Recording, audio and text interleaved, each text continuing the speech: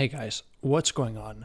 My name is Sebastian Broussard, and welcome to episode 1 of Talking Spokes. I will be joined in a little bit by one of my friends named Aaron Kovar, who used to play for the Sounders and is now a student at MIT. But before we get to that, grab some popcorn, sit back, relax, try and enjoy yourselves, but most importantly, try to learn something new today. Chuki Beats. So before we get to my interview with Aaron Kovar, I thought we would talk about my story, my injury, and some of the misinformation and stereotypes out there about spinal cord injuries. I was going to high school in Seattle at the Bush School when I decided to transition to Sun Valley, Idaho, because I wanted to join a snowboard academy. I wanted to go to boarding school, and I wanted to compete and train more frequently in snowboarding. One of the things that really was enjoyable about Sun Valley was the extra freedom I gained from going to boarding school away from my home and parents in Seattle. I was basically a ski bum, which is what I'd wanted to be for so long. I always wanted to, live in the mountains, have ski lifts right across the street, and I finally had that, which made breaking my neck and losing all of that extra freedom I had just gained 6 months ago much more difficult. So what happened was I was snowboarding, coming down the mountain, final run of the day. I face planted, broke my neck right at the bottom of the hill last run. And right away, I knew I could not walk. I knew I had broken my neck or back and severely injured my spinal cord. The interesting thing, though, is that I was not panicked. I wasn't really scared even. It was a weird sense of peace and calm, almost like everything was perfectly right in the world and where I was supposed to be, which kind of scared me in of itself a little bit. But I ended up being taken to the small hospital in Sun Valley, and they realized I'd broken my neck, would probably need surgery. So they airlifted me to a bigger hospital in Boise, Idaho, where I had spinal fusion. They fixed my neck, put plates on my spinal vertebra. So I now have metal all around my neck. It's basically a cage in the front with a plate in the back connected on the sides. The level at which I broke my neck was C5. And the way it works is that there are several different sections of the spinal cord. The cervical is the top one, the highest one, followed by the thoracic, just underneath, and then the lumbar and sacral region are the bottom two. So I broke the fifth vertebrae down, so I am C5 is how you would say that. And the higher you break your neck on and injure your spinal cord, the more impaired you will be, which is something I did not know before I got hurt. One of the things I thought is that if you injured your spinal cord, it was very black and white. You're injured, paralyzed from the waist down. You have full function of your upper body, hands, and all that. However, I quickly learned that that is not the case. Being C5, I have function of most things above my pecs. However, below that, not really. So I don't have function of my abs. I don't have function of my fingers. My wrists, I can lift them, but not lower them. My triceps are severely impaired, but that is about the function I have on my upper body. So one of the things I kind of alluded to was the difficulty mentally with a spinal cord injury, which is one of the bigger parts of a spinal cord injury. Of course, you are paralyzed is the biggest part of the spinal cord injury, but mentally it is never an easy thing to break your neck. There's never a good time to break your neck, and if you ask anyone, they'll probably tell you that their injury came at the worst possible time for them in their lives, which is true. However, for me, when I broke my neck, I was 16, a month away from turning 17. So I was right at the point in my life where I was in high school. I was, playing sports. I was a very sporty guy. I played soccer. I windsurfed, snowboarded, obviously. I could say that it would be easier to break my neck, after college when I'm maybe not playing sports anymore, or when I don't have to do school and all that kind of stuff. But for me, that is why I feel like I broke my neck at the worst possible time. Another reason is that in high school I played soccer, and my sophomore year I made it onto varsity. My freshman year I was a swing player, but the second or third game out I broke 2 bones in my hand. So I missed the rest of the season with that injury. So then when I decided to transfer to Sun Valley, Idaho, I had to decide if I wanted to play varsity that sophomore year or the following junior year, since there are transfer rules that say if you play varsity 1 year and then transfer, you cannot play the next year.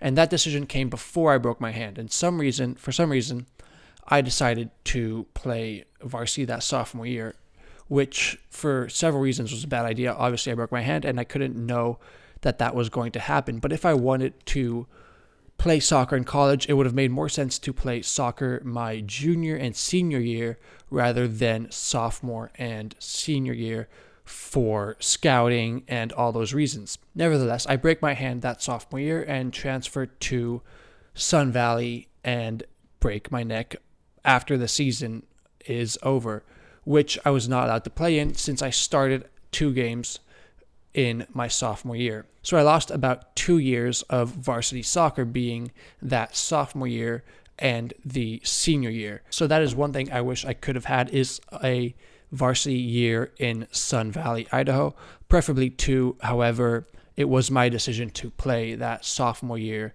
instead of the junior year, so that one is on me. However, the senior year, breaking my neck, is, no one's fault. So that was one thing that was hard on me, is, losing soccer as well as all the other sports that I love to play. And a very common feeling after you break your neck is feeling lost, not knowing what you're going to do with your life, and feeling like your life is over.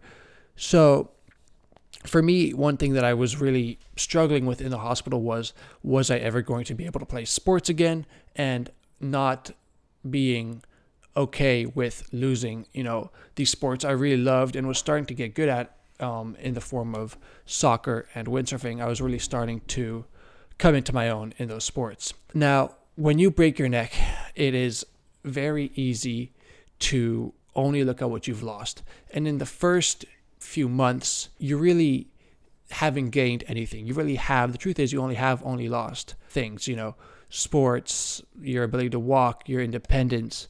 And so that is why it is very hard to be positive in the hospital and to want to motivate yourself to get up and do the rehab and get better. Looking back now, I can see that I've gained a lot, new friends. I now play quad rugby, which is my new sport, which I absolutely love. And so I have gained a lot through this injury. But those first few months in the hospital, getting out of the hospital, as much as you want to stay positive and believe that your life is not over, which is very true, your life is not over, it's hard to see that at first, and hard to see that you're going to gain things, and that this injury can be a positive in some ways, because there aren't really that many positives. I'm a positive person, and I always look at the upside, or try to look at the upside. And I tried to do that in the hospital, but if I'm being honest, I couldn't, which is completely normal. And that is why, it's very common to kind of feel depressed or down about yourself and your life following an injury. Even if you do believe someone like me telling you your life is not over, all this stuff, you're going to gain new friends, gain a lot through this injury, a new perspective. It's still almost impossible to hear that and believe that. So it makes it very difficult when you don't believe in yourself and your own life, to get up and do the rehab, because, there's kind of a mentality where it's, what's the point? So if one can motivate themselves to get up, do the rehab, get stronger, it's going to help you infinitely, because that will help you with transferring, getting in and out of your chair.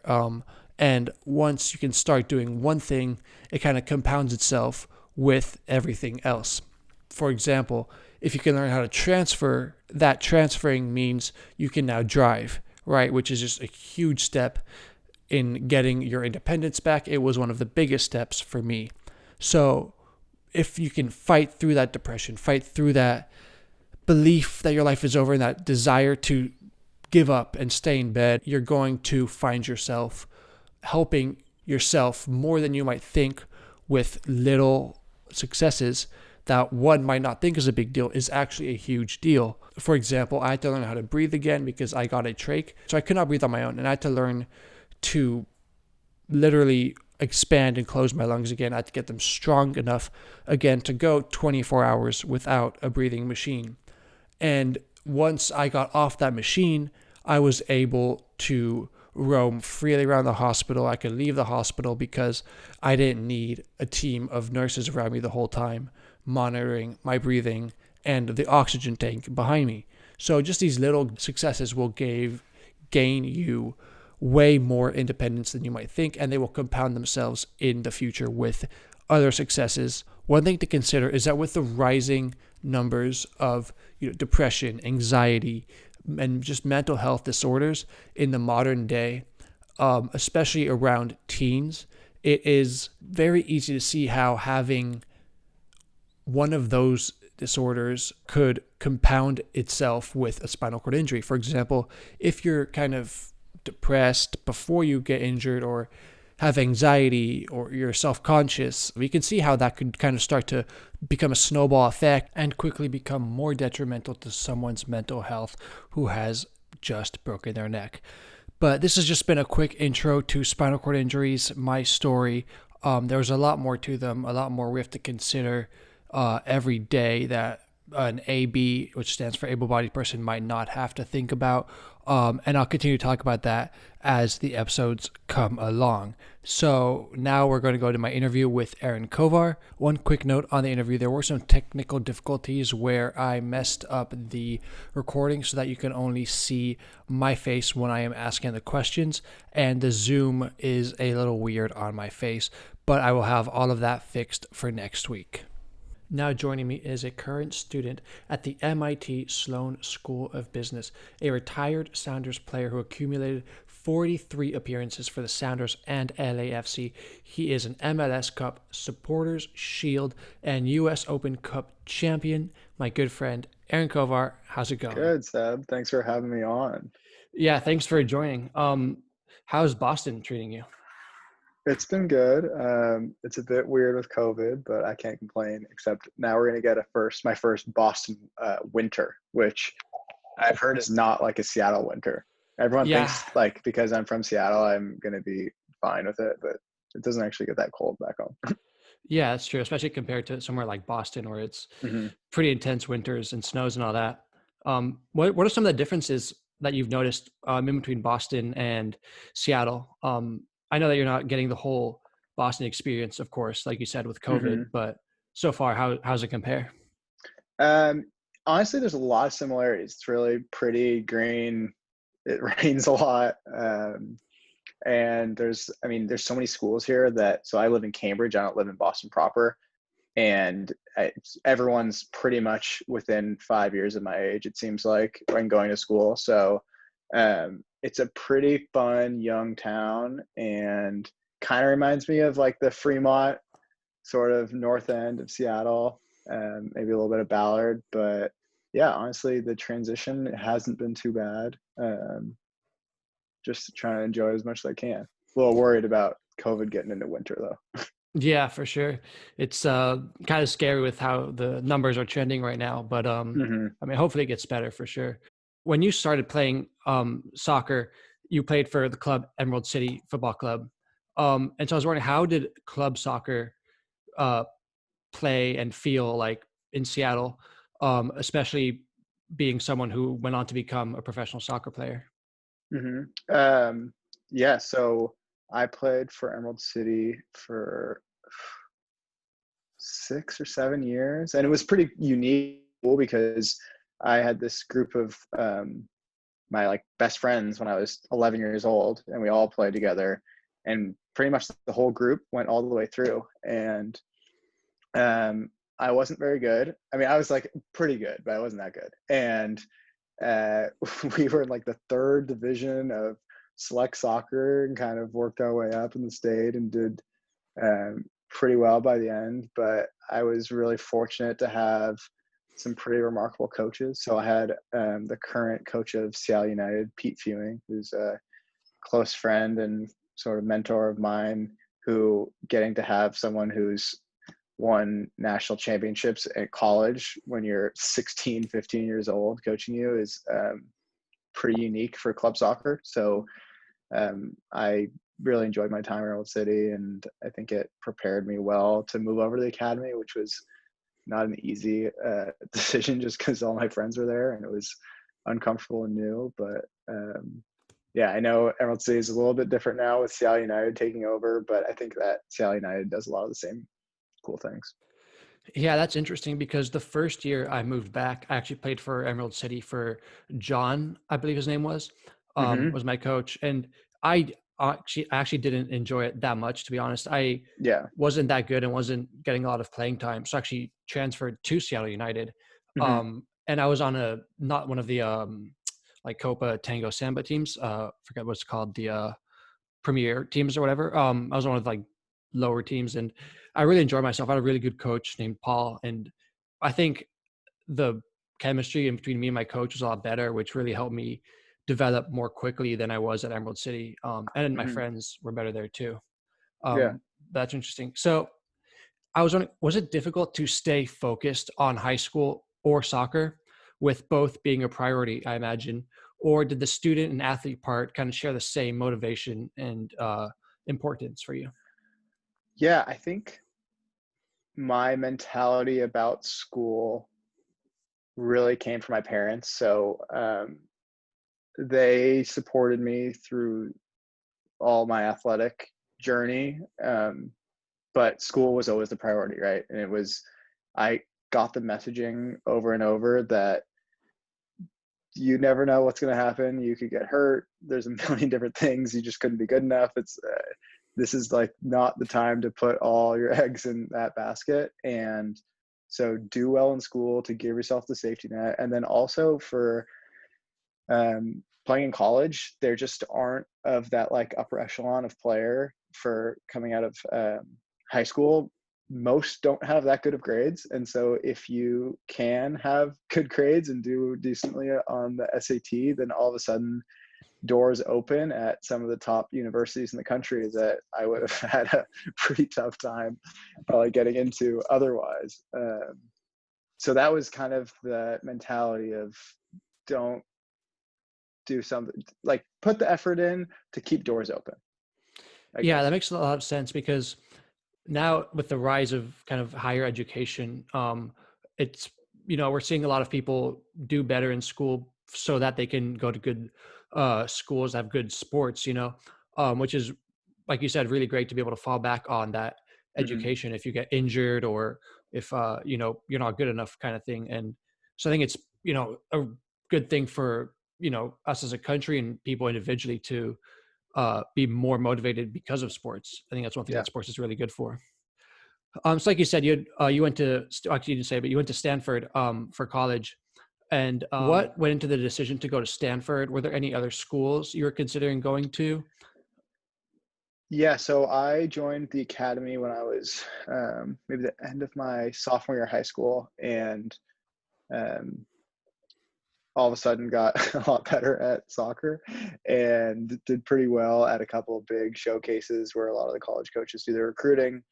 And because of I had pretty good grades, a lot of these doors opened at some of the top schools. So I was looking at UW, Stanford, a few of the Ivy League schools, and I had to make a decision pretty early on to where I wanted to go, which really came down to either coming to being in Boston, going to Harvard, or going to Stanford. And the same sort of hedging mentality came into play where Stanford has a revolving door policy. So many people leave, whether it's for professional sports or startups, um, whatever it might be, and you're allowed to come back as many times as you need. no questions asked until you graduate, assuming that you do.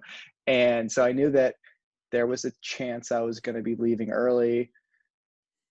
So I decided this probably makes the most sense. I also, I think just serendipitously, I visited Boston when it was what the weather is right now, rainy and dark and overcast. And I went down to sunny California and people are wearing shorts and riding around on bikes, and thought that was a pretty cool thing. So it just kind of fell in my lap a little bit. And I had to decide so early that I was a 16-year-old kid, so I didn't really know what I wanted, but I'm glad I did what I did.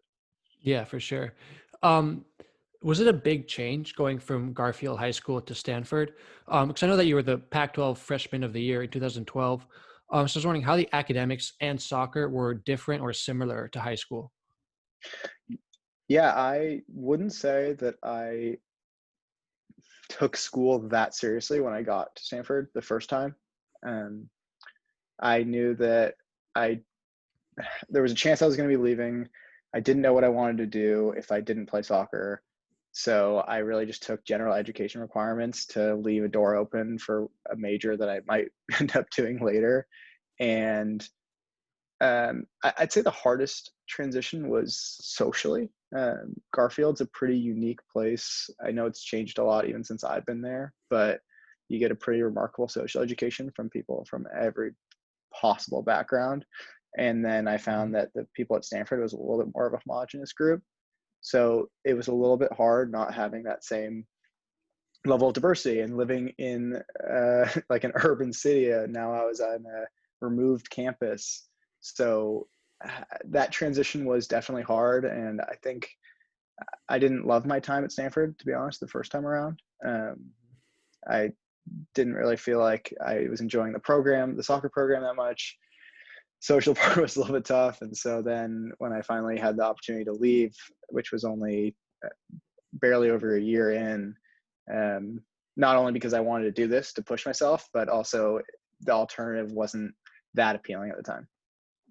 Yeah, that makes sense. I mean, I guess if you know you're going, or imagine you had an idea you're going to the Sounders, you could, or to the MLS, um, you could. I could see why you'd kind of put more focus into sports and Mm-hmm. less school.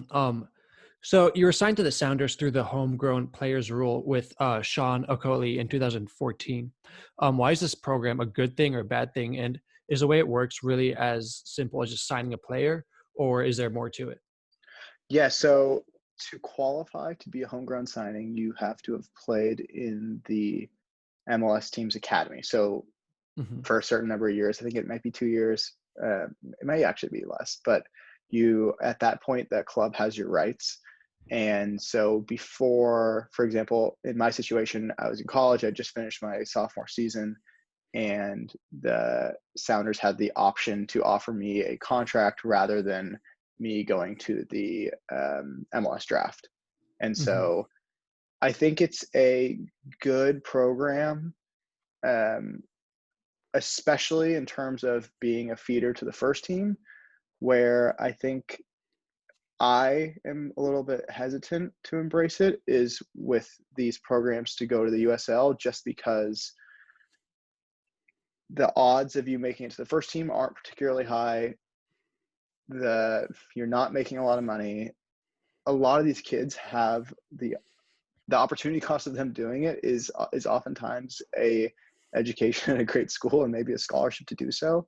So if there are systems in place, especially in Seattle, which is a great example, where you could have kids going to the USL team and then maybe taking classes at Seattle Central or at UW, and making that a priority and emphasizing that opportunity, then I think I get a little bit more behind it. But it's a difficult thing to do because at 16, 17, 18, if you tell a kid, here's your dream offered to you and you can sell it however you want, it's a hard thing to pass down. So I think the program is a good thing, and it encourages starting to build these academies the way you see them elsewhere in the world. Um, but I am just a little bit hesitant because of the effect it'll have on maybe some of the educational opportunities. Excuse me. Was it difficult, kind of becoming a professional soccer player with potentially people seeing you only as a soccer player and not as the student and person you are? Or was it kind of, everything you'd hoped for and dreamed? I think at the time it was everything I hoped for and dreamed, right? Mhm. I was I was 19, just turned 20, I think, and all of a sudden the thing I'd been working for my entire life pretty much and given up so much to accomplish is it becomes a reality, and that's a really remarkable, unique, amazing experience. Um, and at the time, I didn't really think much of the other stuff because I was so solely focused on soccer, and it's all I could really see for the future, and it was hard to see past that. And then as the years went on in my career, then some of what you're talking about started to settle in, where it was like, okay, what's next? I don't want to coach. I don't necessarily want to stay in the sport. Um, and looking at some of the older players around me and the opportunities they had, and a lot of them have done amazing things. Um, but I just, it was kind of this backward induction of seeing myself as a 32-year-old and saying, okay, what do I want my life to be like? And then having to make a difficult decision, but one that really just aligned with what's important to me. Yeah, tell me a little bit about that decision to retire. You said it was a little bit of a difficult one. What kind of went into that thinking? And I know that you're now going to business school, so was that part of the decision as well? Yeah, I was considering retiring. I just finished my fourth season in Seattle. Um, and if we're being perfectly honest, I had a pretty good career, but it was nothing too spectacular. And in terms of, yeah, there is that upside of seeing some of my friends who all of a sudden their careers exploded, and it's hard to walk away thinking that you had more to give, because I don't think I necessarily reached my potential. But at the same time, if I had to guess how things were going to go, it wasn't really a career that I wanted to have for 10, 12 years. Mhm. One great example is a close friend of mine, Aaron Long, um, who got cut from the Sounders, went to a USL team in New York, worked his way up to the first team, and then 2 years later is like MLS Defender of the Year, plays for the national team now. So these things do happen, and when you watch Mhm. that happen, especially with someone who's close to you, it's hard to say, "Oh, why not me?" Right? But um, realistically, in terms of the pay in MLS, the grind, I had had some injuries, my realistic trajectory, it just didn't really look like a future I wanted to have. And so then I had to start assessing what my options were going to be. And so I ended up having the opportunity to go to LA um, for my fifth season, which was an amazing experience. And it was cool to be at a new club and a expansion team. But during that whole year, I was struggling with this decision of whether I should stop, and kind of halfway through the year decided, yeah, this makes sense. I want to go back to school. And so I knew that I'd taken classes at University of Washington that transferred back to Stanford that put me like a year and a half out. Pretty much had to do an entire economics degree in a year. And that business school would start the next fall. So I needed to pretty much do an econ degree, apply to business school, and hopefully I can get all that stuff done by this last June and make that full transition, which luckily happened. And I do have to really thank another good friend of mine, Dylan Remick, who is in his second year at University of Chicago, who I played with for the Sounders, and he helped me a lot through that process of, okay, here's how realistic it is. You can do this. I'm doing it from the same career. And so, yeah, that's kind of a long-winded answer, but how we got where we got. Yeah, for sure. You mentioned injuries a little bit, and they're part of every sport, but unfortunately, your last two injuries came during and right after your two seasons with your highest number of games and minutes played. Do you think that those two injuries kind of stemmed your potential, since it seemed like you were kind of getting better and finding your flow right when they hit, especially that groin surgery at the beginning of the 2017 season. after that 2016 one? Yeah, injuries are definitely one of the most frustrating parts of the sport. At least for me personally, I could always deal with if I played poorly. It was on me. It's within control, my like locus of control, and those were always easier to get my head around and move forward. But injuries are tough because there's not really much you can do, and you have to be patient. So that first in 2016, I was having the best year of my career at that point, and we were playing an Open Cup game in LA, and I went up for a header and broke my collarbone. And it was at a weird inflection point in the season where all of a sudden Ziggy, the coach at the time, got fired. Brian Schmetzer takes over. The team doesn't really lose a game the rest of the year, go on to win MLS Cup. Didn't really see myself.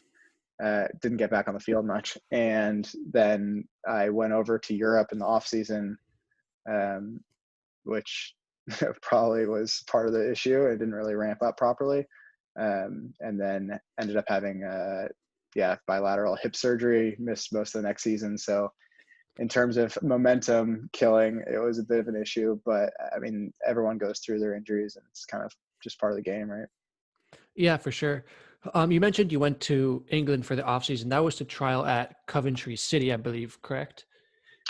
No, I went a few different times, but I was at Sheffield Wednesday one year, Preston North End, and Cardiff City. How did the soccer over there compare to the soccer here? And did you like it? And kind of what was your decision to not stay over there, if that makes sense? Yeah, I went on trial at those three clubs. Two of the times it didn't work out. Well, all times it didn't work out, but two of the times they didn't want me to stay. The other time they did, and unfortunately we couldn't get a deal done.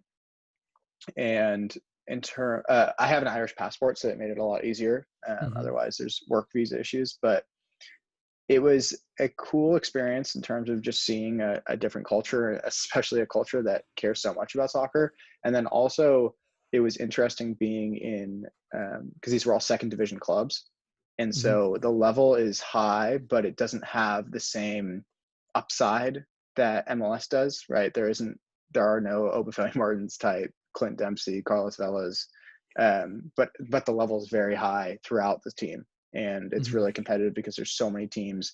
Guys are getting loaned out. It was cool to see how people find playing time throughout all these four, really five competitive divisions. Um, but yeah, I think it was a cool growth experience, both soccer wise and personally. Yeah, it must be cool to be able to play for your hometown team, the one that I imagine you grew up supporting when you were younger. So I guess was that part of the decision to stay here? And how cool was it to be able to play for the Sounders?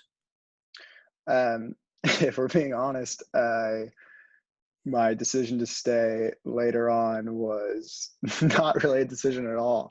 I signed a Hmm. pretty long contract out of college. So the way the MLS works is players don't have a ton of bargaining power, especially younger American players. So you don't really get to choose where you go. And you can put pressure, and there's some um, informal ways to try and get what you want. But at the end of the day, clubs and general managers and coaches have the final say on most of these things. But that said, I had an amazing experience in Seattle. There's nothing quite like playing in CenturyLink when you grew up a mile and a half away and there's 50,000 people. It's a unique life experience that I'm really grateful that I was able to have. For sure. So you mentioned that in 2016, Brian Schmetzer took over for Ziggy Schmidt. How was it being on a team as the regime switches? And how did those two coaches compare as leaders, men, and coaches? It's a bit of a interesting question because Brian had been with Ziggy for the past 9 years. Hmm. And although he took over as head coach, institutionally, there wasn't a big shift because all the other assistants had been there. Brian had adopted a lot of the things Ziggy did. And so although they are different people, um, Ziggy was a little bit more reserved with players, and Brian was a little bit more engaging. But there isn't a ton of difference in terms of the style they tried to employ, the tactics. It was pretty similar, and I think most of that was that a figurehead changed and there was a bump from that. And Brian's done obviously amazingly well. Um, the results speak for themselves, but I wouldn't say there was like a hugely dramatic shift. It was a really successful club before. They just hadn't quite won MLS Cup. Yeah. Um, I guess going back to injuries, I was wondering what kind of goes into coming back from an injury? Because I can't imagine that it's an easy process, especially like when you have injuries like groin surgeries, bilateral hip surgeries, and broken collarbones. So what was the process and how hard or easy was it? I think the most difficult thing is that you have to learn to be patient. And I really, to be honest, was not for my injuries. I think that I didn't really get a ton of perspective about it actually until I started having a close relationship with you and watching the Hmm. way that you were dealing with a injury that, I mean, these are disparate things. You can't even compare, but watching how you would just every day have that same mentality of like, this is difficult and I know it's difficult, but I'm going to just push forward because what other choice do I have? That's who I am. And I wish that I'd had embodied a little bit more of that. Um, I found myself, I worked as hard as I could, and that was never the issue, but I would get so frustrated with every setback. And rather than trying to step back and having a little bit more perspective about this is a long career, this is a long season, things change quickly, and just trying to embody a little bit more of that like equanimity looking forward. So it was a good learning experience, but just trusting a process was really hard for injuries, which is interesting because for developing as an athlete, I was really good about doing that. I just would consistently do my work and do extra and know that that will pay off. But when it came to injuries, it felt as though that was sort of out of my control, and that I think that was what was really difficult about it.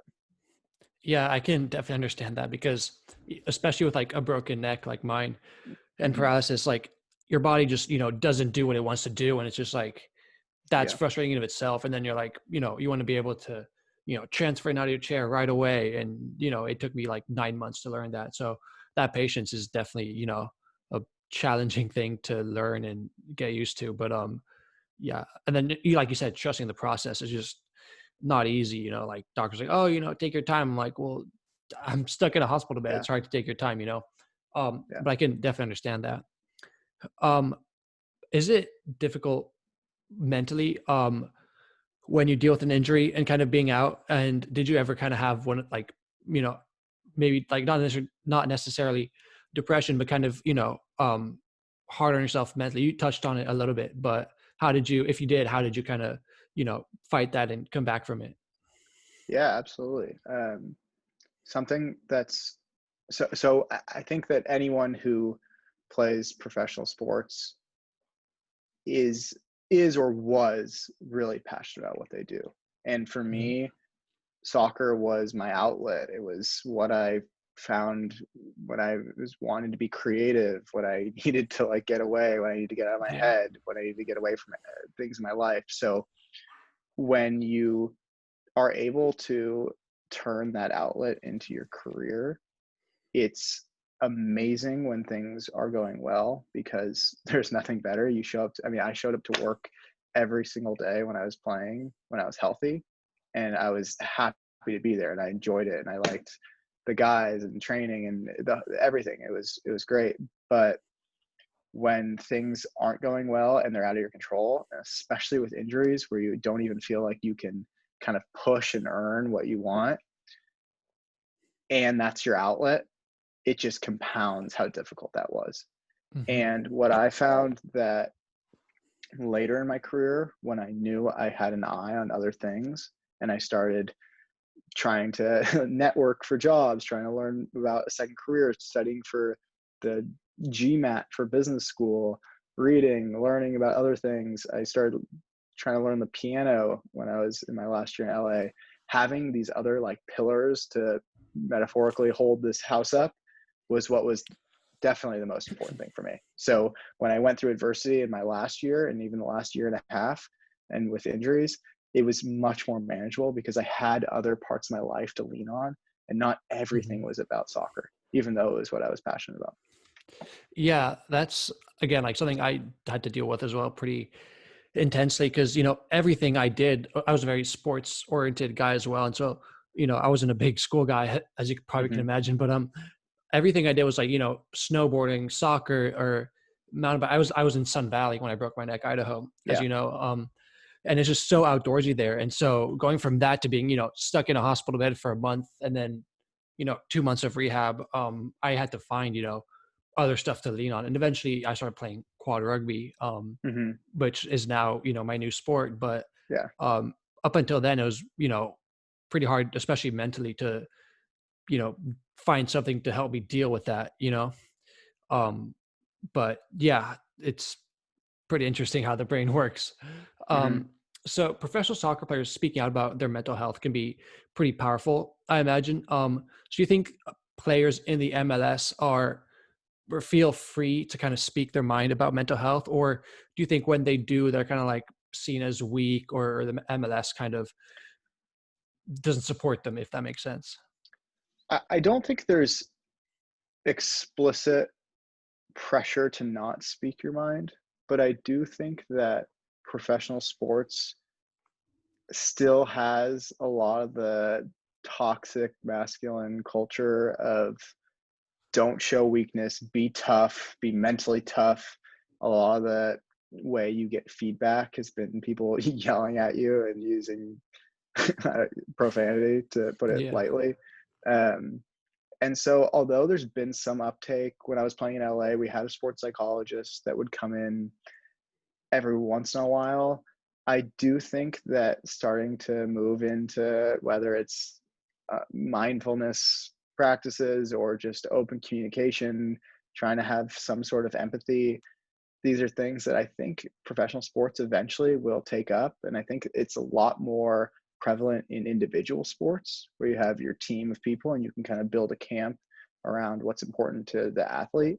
But you definitely have to build your informal support systems. So I was really fortunate that, um, I played with a lot of amazing people, but in particular, Brad Evans and Chad Marshall, who were two of the most important players in Seattle's history, were really, really close friends of mine. And having these guys who have been through everything from injuries to national team to you kind of name it. And Brad was the captain of the club for a long time. Having people who had been through all of it and leaning on them a lot to not only get through the difficult things and learn how to cope and how to stay level, but then also just grow as a person. I felt really, looking back, that those two in particular were really impactful in my growth.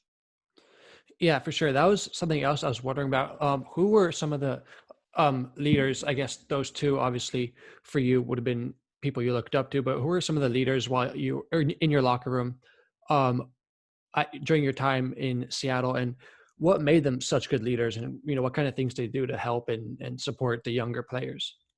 Yeah, those two really stand out. I, if I was to list everyone that I learned stuff from, that would take a long time. But um, to kind of stay with those two guys, um, I think Brad would be the first to tell you that he was not the best or most talented player. He was kind of a utility guy that played, I think, every position throughout his career. But what makes Brad special and will continue to be an asset for him in the next stage of his career post retirement is that he like truly cares and empathizes and is able to connect with people. And depending on who he's talking to, knows, I don't want to say what buttons to press because that has a negative connotation, but knows Hmm. how to connect with them and how to get the best out of people. And so he's not going to hold back. He's going to tell you exactly how he feels, but he is able to do it with humor, and he's being sincere. And so having someone who can connect with people on that kind of level while also performing day in, day out, because he did whatever the team needed him to do, was a pretty remarkable thing and something I learned a lot from. And then Chad was uh, impactful in a completely different way, right? So he was, Hmm. I mean, he's probably the best, in my opinion, the best defender that MLS has ever seen. I mean, he's like 3-time MLS Defender of the Year. Um, and how he didn't have a bigger national team career is wild to me. But Hmm. so he was someone that would just lead by example. And I mean, every game he was playing through some injury or some problem, but then also had that personality that everyone kind of is attracted to, and is a funny, good guy that really takes the time also to get to know people just in a different way. So seeing those contrasting styles that were both really effective was a really special experience for me. Yeah, that makes a lot of sense. How important is chemistry in the locker room, and how much does that affect how well your team plays on the field, or is chemistry not that important in soccer? I think it's really important. I When I got to LA, I was really struck by how effective that was. Hmm. That club, especially given that it was an expansion season, so no one had ever played together really. It's a new management, it's a new club, a new stadium, a new training facility, everything is new. And between Bob Bradley and John Thornton, the GM and head coach, they had such a well thought out and structured environment for how they were going to build a team, and really spent the time to establish this culture. And if you weren't going to be bought into the culture, you were going to be moved on. And if you were going to embrace the culture and you were going to do the work and you were going to perform, it didn't matter if you were an 18-year-old kid or if you were Carlos Vela, you're going to be rewarded for that and you're going to play. And so having a organization that's built on those kind of fundamentals and that trust that everyone knows you're on the exact same page and we're going to have the same approach, win, lose, or draw, was pretty remarkable. And that was the first time that I really felt as though the team was bigger than the sum of the parts. Whereas in Seattle, they have amazing players and they've done exceptionally well, but oftentimes I've felt that it's been more of just the quality of player rather than everything else that goes into it. We met when you visited me in the hospital, and I was wondering, having that opportunity to kind of visit hospitals and stuff. How did you like it? Was it special? And did you kind of realize how much you were helping people like me, um, seeing, you and other people, like, I think it was Tyler Miller visit me and Roldan and all that. So, what kind of effect does it have on you, as a player? For starters, I think that I again comes back to my family. Both my parents have dedicated their entire lives to serving other people, and so it's, as I've gotten older, become something more and more important for me, and especially in the community in Seattle that's given me so much. So I started doing the Seattle Children's visits in 2016, and although it was a fulfilling and important experience, it was a bit hard to see myself in some of the kids I was seeing, right? So there Hmm. would be a 18-month-old that had their second open heart surgery, or it was a really difficult thing to see yourself in this other Hmm. person. And then I met you, and that was really different because I mean, you grew up a mile away from where I did.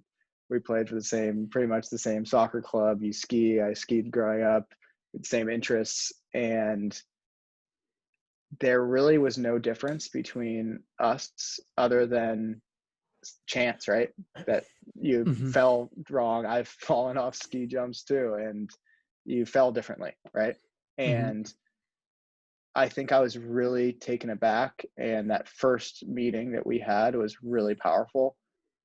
And something, I don't know, I guess inside said, I want to go back and like lean into this experience. And so I really don't think that this might come off as even sounding a little bit selfish, but I don't think I realized or was even able to be that intentional about the impact I was having for you, because it was such a powerful experience being through that whole process of, I mean, I think I was there most weeks through the first kind of few Yeah. months until you got home. And then obviously it's been a little bit less since, but we've stayed in close contact. But I mean, I can't imagine that you've gotten more out of this relationship than I have, because it's really been a transformative one for me. Mhm. Yeah, no, I agree. It was definitely did a lot for me too. One of the things that helped me the most when I was in the hospital was, seeing other people in my situation or situations I had been, and especially when it came to people visiting me, that were in wheelchairs. Like seeing Hmm. someone that was, enjoying life in a wheelchair and being completely independent. It was like super motivational for me.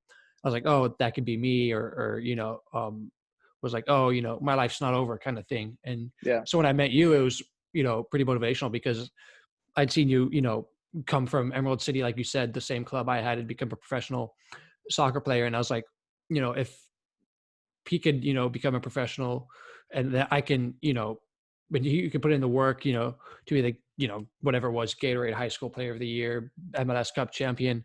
I was like, oh, I can fight through this and, use that as motivation to really, better myself physically and mentally. So another thing I was wondering about was VAR, because there are definitely two sides to people in the Hmm. conversation. But one thing that VAR offers, you can get every call correct basically with VAR, but it can also slow down the game and interrupt the flow. And you have kind of a unique position where, since VAR is still so young, you're one of the few people who have both played with it and have been a fan of the sport with it. So I was wondering, how does your view now compare to when you were playing in the MLS, and what do you think it to be improved? It's good. What's your view on it? I think that moving in that direction is a net positive. VAR for the most part does things right. I know that there's issues with it, and I think that's more of a technology problem and an implementation problem rather than a conceptual issue of having assistance for a referee. So Hmm. they need to get more accurate. It should be more in real time, and that evolution will happen. It's just a matter of time. So there is this growing pain, like any new technology, but overall, I think it's a positive thing and moves in the positive direction. And yeah, Now going to school at MIT. What? How is business school, and kind of what's the process of doing business school online? so I am fortunate in that our school is not online. So we Oh, are okay. getting MIT developed internally a COVID testing app where you log on, you do a health attestation every day to get access, and then you have to COVID test twice a week, and Hmm. it gives you a testing cycle. And then they've split up the class to have less people in each classroom. We're spread out wearing a mask in class. And so I've felt definitely fortunate that I've been able to have class in person and have a decent social interaction, because a lot of the value of a MBA is the network you're developing. Um, Hmm. but yeah, business school has been I was doing pretty intense school for the last year, so it hasn't been the same harsh contrast that going back to Stanford was last year, but it's been really enjoyable experience. I've been learning a lot, and I'm excited about the opportunity to recruit back for a job in Seattle. Yeah. Do you have any ideas kind of what kind of job you want, or is it kind of whatever is open kind of thing? Yeah, it's the recruiting is pretty intense. So I've been in the middle of recruiting for management consulting firms, which will go through kind of the rest of the next 2 months, and then interviews will start for roles next summer. But generally, it's an appealing job because I get exposure to a lot of different industries and get to skill up quickly.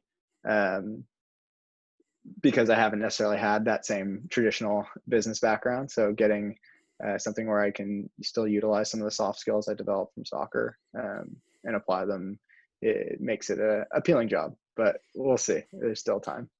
Yeah. When it comes to your work ethic, do you think you touched on it a little bit, but do you think that work ethic came from soccer and, coaches being like, oh, you have to do this, work hard? Or did you kind of always have that work ethic since you were, really young? Yeah, it definitely was not externally motivating. So I don't think Hmm. that getting yelled at or told what to do was part of it. It was something I've thought a lot about where that came from, and haven't really been able to quite pinpoint it. I'm sure a lot of it is the way I was raised, watching my come from a hardworking family. But it was definitely an intrinsic motivation thing where I was the first one to go to practice and the last one to leave, and I would do extra work. And I loved that part of it too. And I loved the process.